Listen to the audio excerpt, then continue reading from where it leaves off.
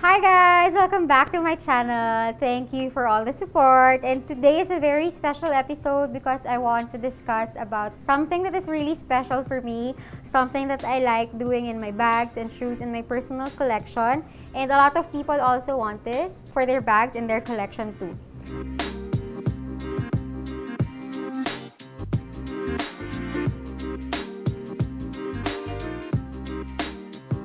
Today, we're going to discuss about personalization. How special it is when your things are personalized, your bags, your shoes, your clothes, and what brands offer personalization. How hard is it to acquire, and how can I get them, or what's the advantage of coursing your orders through LoveLuxe? Promote natin, diba?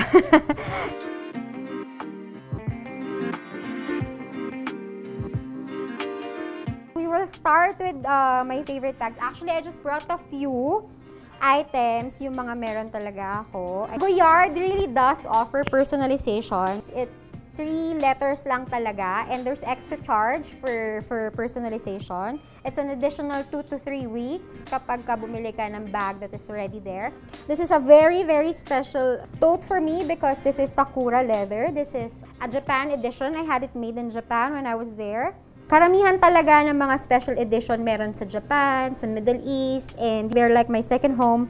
Kaya nakakakuha ako ng mga ganito for myself, for my closest of friends, and others who wants to have theirs personalized. It has my initials, it's ACH, that's my name. I also have this actually limited and personalized. Talagang ultimate budol word for me. I have it in different sizes. This one naman is Vert Clear, I think. This is reversible in GM. I think I showed na the other one, the purple, but I also brought it here today. Ito naman, ginagamit ko to pang travel, pang patong sa luggage ko sa trolley bag, sa hand carry yan. Lalagyan ito instead of the book tote, which I will discuss later on. Pwede siyang pamalit. Ito yung aking malaking tote bag for traveling. Or pwede rin siyang mommy bag minsan pagkasama ko yung mga bata. It still has my name in it, ACH, my initials. 3 letters lang ako palagi para hindi naman masyadong kinakain ng pangalan mo yung bag mo. It's reversible. It's in blue. I'll show you how to use the reverse side. Dun sa isa kasi mas maliit siya, mas madali. Ito, I already featured this dun sa bag guide natin, yung the types of bag for every occasion. I think I use this para pakita. Ito siya. It's also very clear, if I'm not mistaken. And purple. Purple is life. And purple is the color of your royalty. Daming alam. Ayun, medyo pwede na. Huwag na kayong magalit kung OC kayo kasi nasisira yung kuko ko. Ganyan. Ganyan siya. So, it's either you use it like this, nakaharap yung Goyard na monogram print. And then, this one, na plain lang siya. Para at least, iba yung bag mo papunta, iba rin yung bag mo pauwi. Yan. Comes with the pouch, of course. I think this can also be personalized, but I don't like na personalizing this. Yun nga, may additional din siya for 3 letters na ilalagay mo. Punta naman tayo sa ibang bags na meron ako. I'd like to tell people also na hindi lang sa bags siya pwede personalize. Even the notebooks, you can personalize them. One day soon, papakita ko rin yung collection ko ng mga journals, ng mga notebooks, ganyan, stationery. For Goyard talaga, dun sa mga pieces nila, you can do personalization for every model. There's an additional waiting time, and there's an additional charge for it.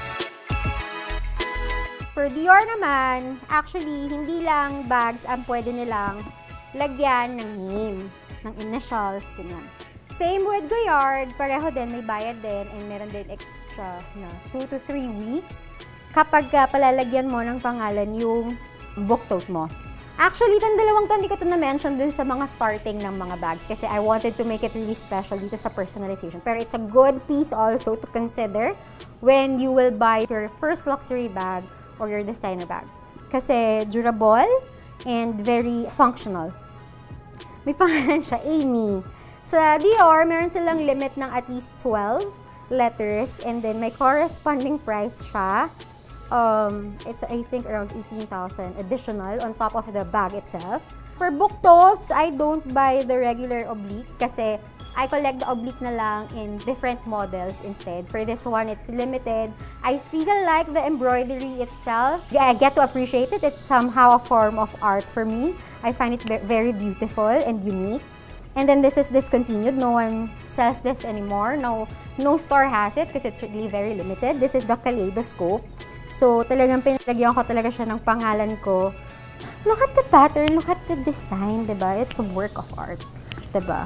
That's why I always tell people that it's either you go for the bag that you really like na pinag-ipunan or just go brandless. Kasi art yan eh. Kung nag-drawing ka, diba? Parang kukunin mo yung idea ng iba, hindi maganda. So, support natin yung mga, di bale ng local brands. Maganda nga yun, support natin ang local brands, diba? Tsaka yung mga ganito na talagang na-appreciate natin not only for the brand, but because of their functionality, gaano katagal, the durability, paulit-ulit yung sasabihin yan.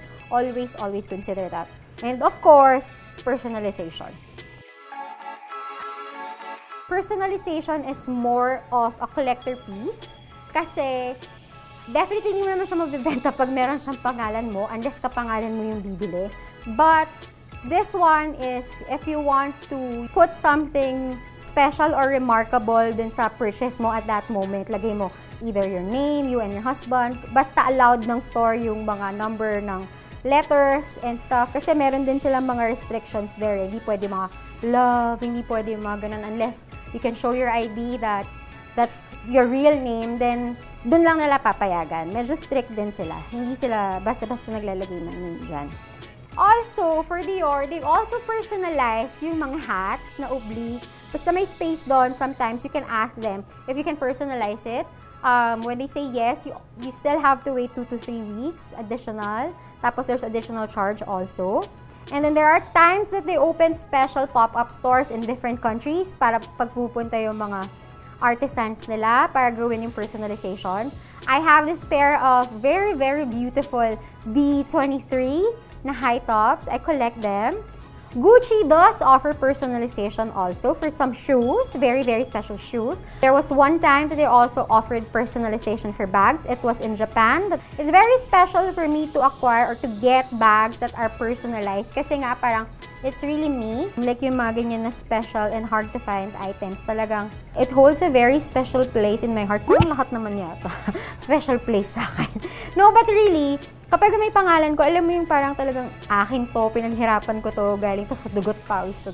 Well, everything naman that I have, ganun talaga. So parang it's a reward, it's motivation for me also, it makes me happy. It's not being just, you know, materialistic or cynical. It's because if that's your drive to pursue or to push yourself further na para ito yung reward ko sa sarili ko kasi pinaghirapan ko to, then go for it by all means. This shopping and seeing this beautiful stuff is not just about being materialistic. It's also one form of therapy for people who have anxiety, yung mga nagde-depression. It's also a way to release, you know, your stress. For Gucci, meron din silang damit na personalized. Fendi, there was also some time that they offered. Pwede mong lagyan din ng initials yung likod, same with the walk-in Dior. Sa Fendi rin also, they also have do-it-your-own Fendi baguette. Ginawa nila yon, or Fendi Peekaboo, rather. Fendi Peekaboo, I saw it online and it was also offered to me by Fendi na baka gusto ko gumawa ng sarili kong peekaboo. So, ikaw mamimili ng handle, ikaw mamimili ng type ng leather, ikaw mamimili lahat. So, yung kulay mo, it's very unique.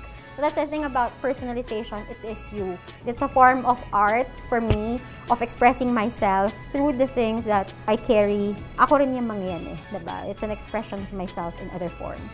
Lalong nagiging mas special ang personalized na mga gamit kasi hindi siya all year round, basta-basta mong mabibili. And the advantage of talking to a consultant about it is that, syempre, I have na the information as to when they will drop. Second is that at least it's already offered, the slots are already offered.